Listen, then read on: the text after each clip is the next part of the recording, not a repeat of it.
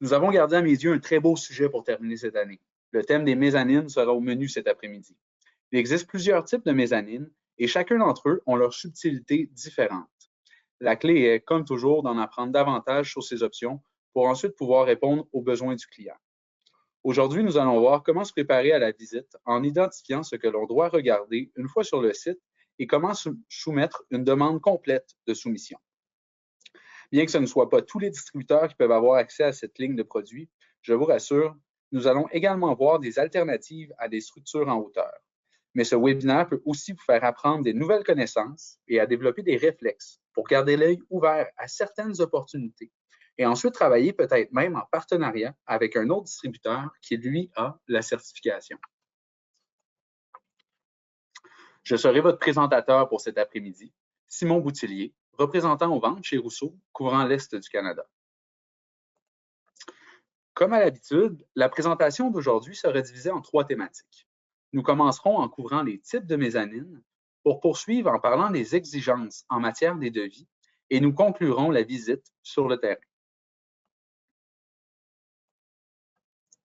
Tout d'abord, les types de mezzanines. Dans l'industrie, il existe 3 types de mezzanines. Soit les mezzanines attachées à la structure, celles à poutres et poteaux structuraux, et celles soutenues par des étagères. Le choix entre ces options dépend de la flexibilité requise, des coûts et, très important, des codes de construction locaux. Les mezzanines soutenues par des étagères s'avèrent souvent les plus économiques. À noter que les codes de construction peuvent grandement influencer le type de mezzanine pouvant y être installé, voire même empêcher toute installation. Assurez-vous toujours de vérifier les codes locaux avant de procéder. Les variétés offertes par Rousseau. Nous proposons différentes options en matière de mezzanine que nous détaillerons dans les prochaines minutes. Soit les étagères avec passerelle, communément appelées catwalk, les étagères surélevées de type high-rise, les étagères avec plancher pleine surface, appelées deck-over, mais aussi nous avons le stack and store et, plus récemment lancé, et que l'on pense un peu moins, la mezzanine de cabinet. Nous commencerons avec les étagères surélevées. Les étagères surélevées désignent des systèmes d'étagères dépassant les 123 pouces, quelle que soit la hauteur atteinte. La différence principale entre les étagères surélevées et une mezzanine réside dans l'absence de passerelle au niveau supérieur. L'accès aux items rangés nécessite donc des équipements tels que des échelles ou des monte-charges. En raison de leur hauteur, ces structures nécessitent une ingénierie spécialisée et une certification de type mezzanine, car une conception ou une installation inadéquate peut représenter un risque important pour les usagers. Puis, il y a les étagères avec passerelle supportée. Les mezzanines de type passerelle représentent le modèle le plus répandu parmi les mezzanines soutenues par des étagères. Elles sont conçues avec des étagères disposées de part et d'autre d'une allée, tandis qu'une plateforme, souvent fabriquée en caillebotis, sert de passerelle entre les structures. Lors de la conception de ces systèmes, il est essentiel de tenir compte de l'ingénierie, des codes de construction, des systèmes de protection contre les incendies et de l'éclairage. Fait à noter, ce type de mezzanine est souvent la plus rentable, car les étagères seraient de toute façon achetées indépendamment de la structure. Il y a aussi les planchers de pleine surface. Le style suivant de mezzanine soutenue par des étagères est le système plancher pleine surface ou deck-over. Ces mezzanines ou plateformes de rangement sont construites avec des étagères en dessous et une surface de plancher au-dessus, créant ainsi un grand espace ouvert. Cela est souvent réalisé en ajoutant des panneaux de contreplaqué ou d'autres matériaux. Tout comme les passerelles, l'ingénierie, les codes de sécurité d'incendie, l'éclairage et la compréhension de la capacité de la partie supérieure du système sont essentiels. Il y a aussi le Stack and Store. La mezzanine Stack and Store est construite en empilant simplement des cabinets les uns sur les autres pour y offrir un accès sur 3 côtés. Ce système est unique car il permet de stocker une grande quantité de petites pièces dans un espace confiné, tout en étant facilement installable, désinstallable et aussi déplaçable. De plus, ce système ne nécessite généralement pas de permis, d'éclairage, de sprinkler ou d'ingénierie. Donc, tous les distributeurs peuvent vendre ce type de produit. À noter que nous pouvons fournir escaliers, garde-corps et debout d'allée, tout comme le plancher, avec cette ligne de produits. Ces systèmes sont souvent utilisés dans l'industrie aéronautique où des milliers de petites pièces y sont stockées. Pour terminer, il y a la mezzanine de cabinet.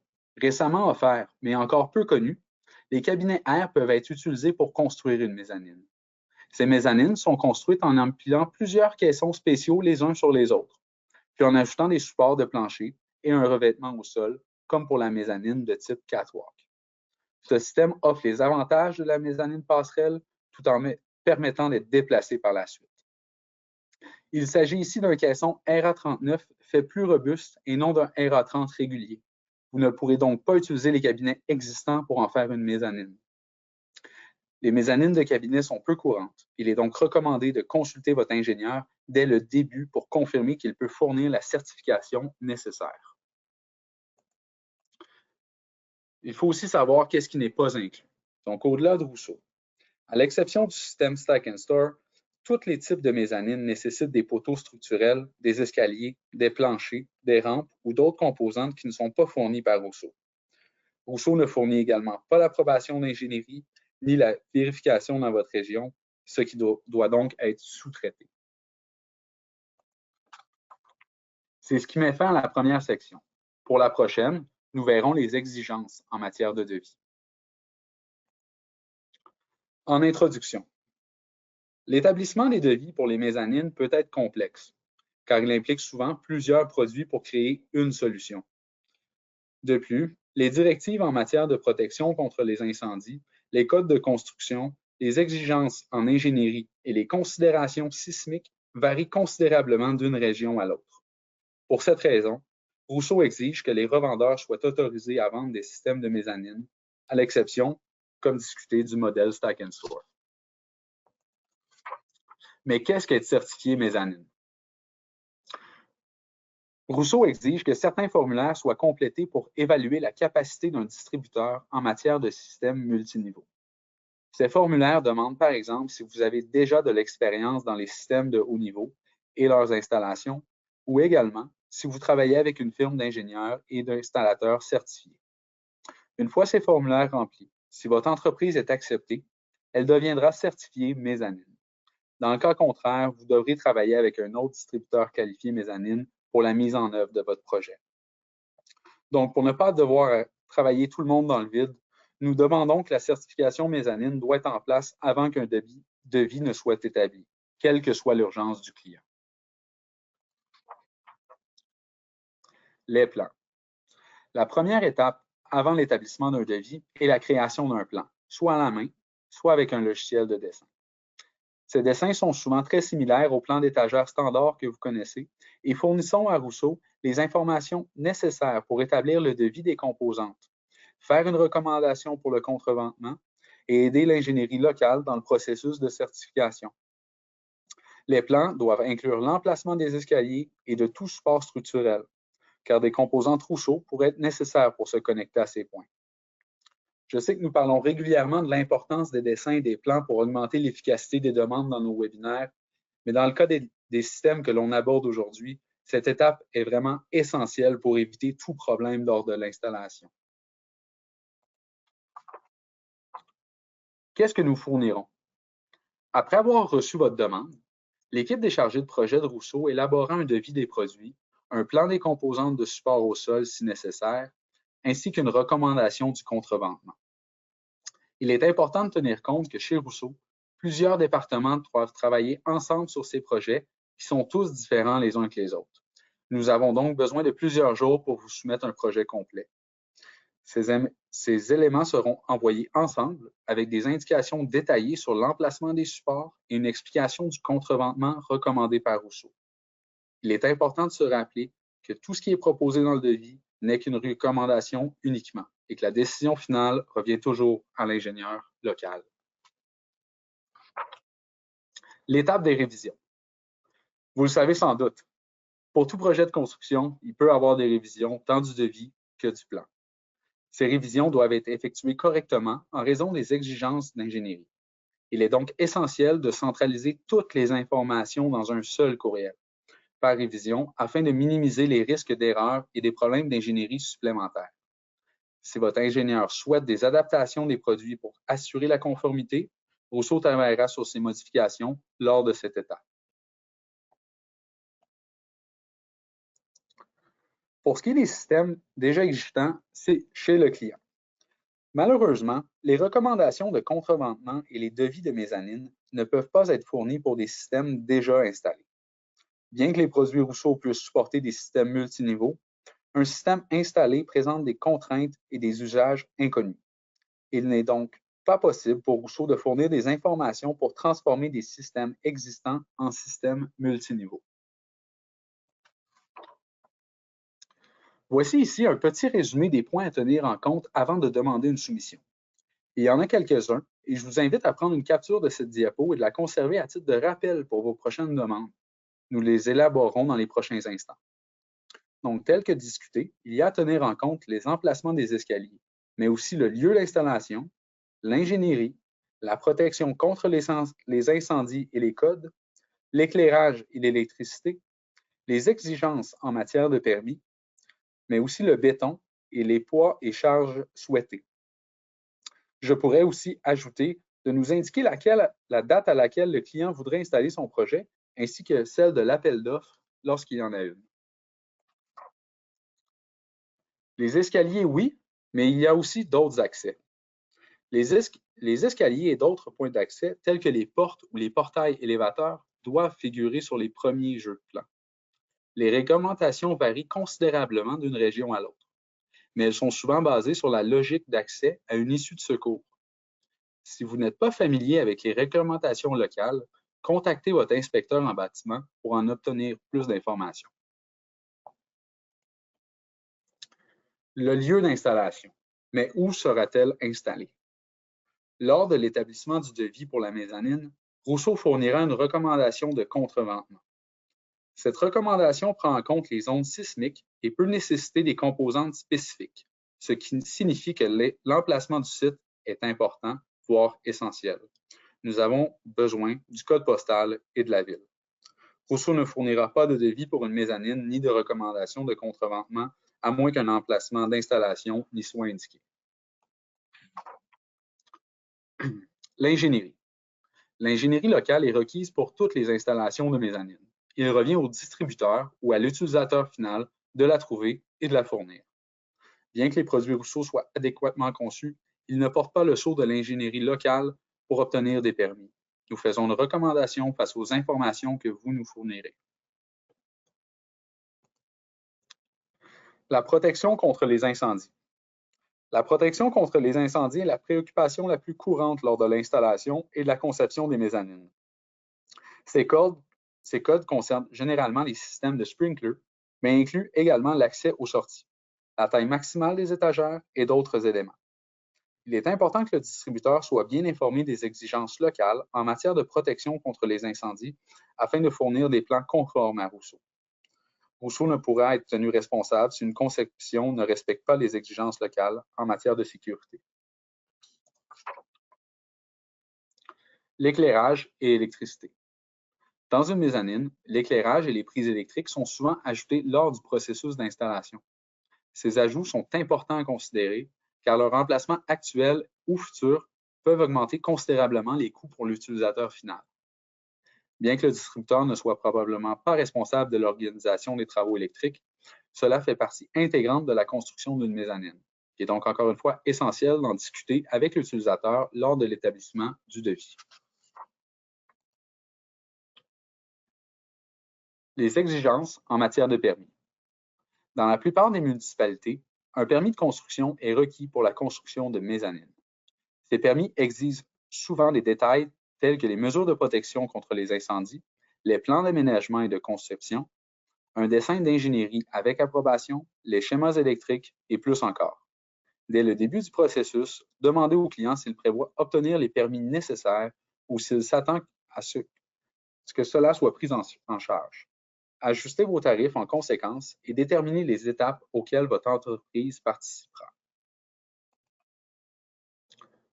Le béton et l'importance du plancher. Souvent négligé, L'épaisseur du béton peut influencer la faisabilité d'un projet de mezzanine. Dans certains cas, selon la conception du bâtiment, le béton ne peut pas être suffisamment épais pour supporter la charge requise par l'ingénierie, un problème qui est souvent découvert qu'après le rejet d'un permis.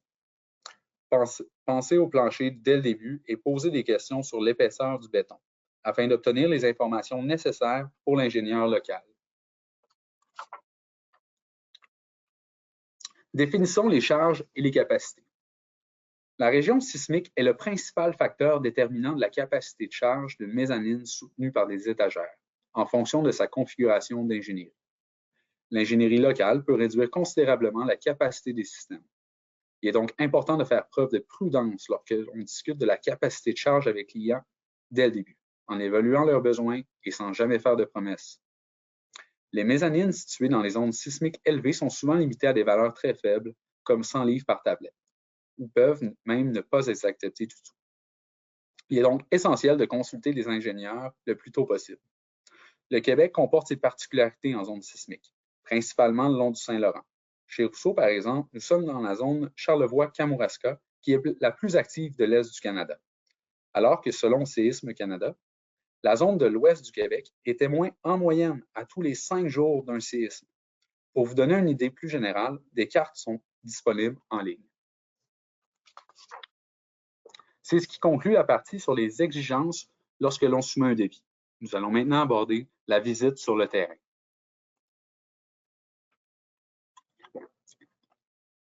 En introduction, lors de votre arrivée sur le site pour une mezzanine potentielle, certains éléments, au-delà des mesures et croquis précis, sont essentiels.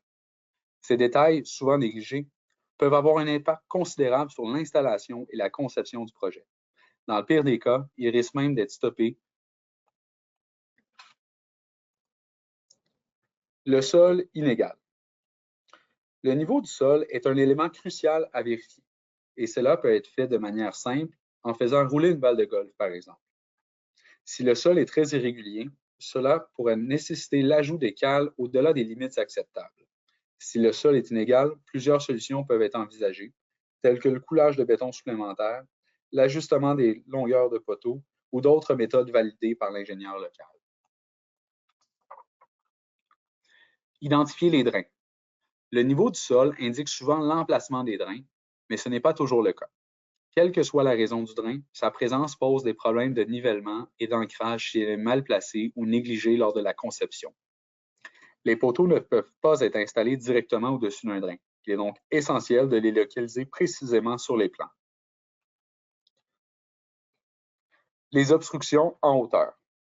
Il est important de regarder aussi en hauteur, puisqu'il y a souvent des obstructions telles que les chauffages, des conduits, des sprinklers existants, des plafonds irréguliers, des poutres et plus encore, qui peuvent poser un problème.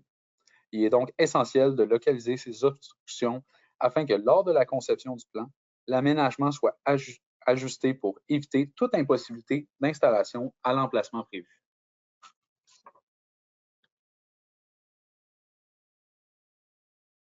Les systèmes d'éclairage et de sprinklers déjà existants. Une solution avec le client sur l'installation d'un nouveau système peut permettre de concevoir l'aménagement afin d'intégrer l'éclairage et les sprinklers. Cela peut réduire le coût global car moins de travaux électriques seront nécessaires. Dès le départ, demandez au client s'il prévoit tout changer ou s'il souhaite que la disposition des allées et des équipements soit alignée avec l'infrastructure existante. Les portes et les fenêtres. Les points d'accès influencent l'aménagement, tant au niveau de la sécurité d'incendie que pour la direction des allées, l'emplacement des baies, ainsi que l'emplacement des rambardes ou des portillons. Notez-les dès votre première visite sur le site. À l'aide d'un croquis à main pour faciliter la conception et éviter que ces éléments ne soient oubliés jusqu'à l'installation. Les hauteurs sous plafond. Il est essentiel de mesurer la hauteur sous plafond en prenant en compte la hauteur totale ainsi que les points les plus bas du plafond en cas de poutre ou de charpente. Sans ces informations, la conception de l'aménagement pourrait aboutir à une solution qui ne respecte pas les exigences locales. Faire l'inventaire. L'inventaire, mais aussi la prévision de la croissance. Un bon aménagement prend en compte l'inventaire existant ainsi que l'expansion potentielle de cet inventaire. Lors de la première visite sur le site, essayez d'obtenir une idée précise du nombre de produits actuels, donc les SKU, et de l'évolution possible dans le futur. Selon le design de la mezzanine, il est possible que l'ajout de tiroirs ne soit pas suffisant. Il est donc important de réfléchir à la conception du système dès le début. À noter que Rousseau propose un outil de collecte d'informations Excel sur le e-Rousseau dans l'onglet Outils de vente dénommé Survey pour identifier l'espace requis. Pour tout besoin de formation, n'hésitez pas à me contacter. Connaître les différents codes. Chaque municipalité a ses propres inspecteurs du bâtiment et sa propre interprétation du code du bâtiment. Il est important de connaître les codes qui ont un impact sur votre capacité à concevoir et à vendre un système de mezzanine. Il est tout aussi important d'entretenir de bonnes relations avec les inspecteurs locaux. Une bonne relation avec l'inspecteur, associée à un bon ensemble de conception et des ingénieurs réputés, conduira à l'installation sans problème ni surprise et à des clients satisfaits.